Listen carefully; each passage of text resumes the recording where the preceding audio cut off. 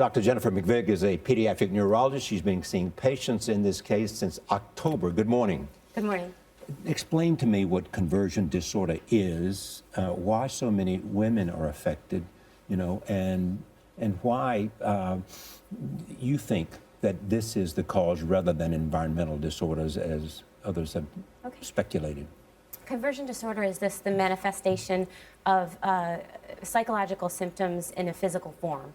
So usually there's a stressor that's the onset. Somebody has either a lifetime of many stressors that build up or one individual stressor, and it kind of brings that out in a physical form. So people may have seizures or fainting spells.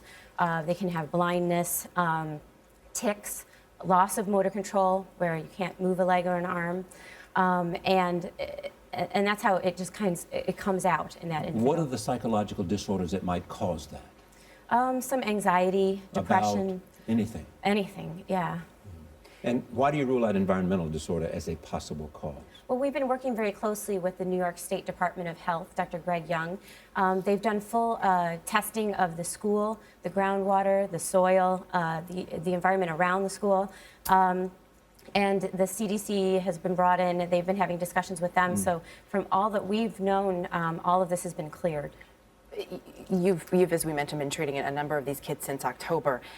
What are some of the, you said anxiety, but what are some of the specific stresses that you believe they told you about in their lives that led you to this diagnosis?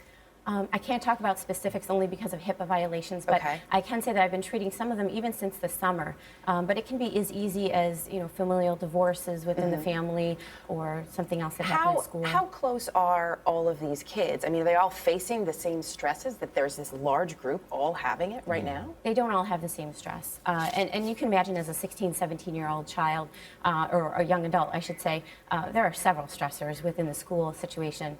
And I should also mention that we do suspect that usually with conversion disorder, and this is actually mass psychogenic illness as opposed to conversion disorder because of the fact that there's so many people involved. This is what we were believing. Usually with that, there's an index case. So we do believe that there's maybe one individual that may have true motor symptoms or have developed the conversion disorder that precipitated the entire thing.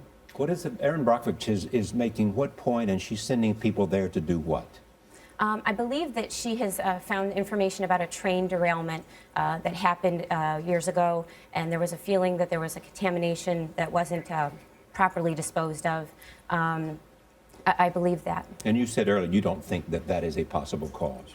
I'm unsure if that actually happened, the train derailment. I'm sure that that happened in the history, and that if there's contamination, I don't believe that this is the cause of this particular symptomatology with these particular girls. Because you've talked to them and have treated them.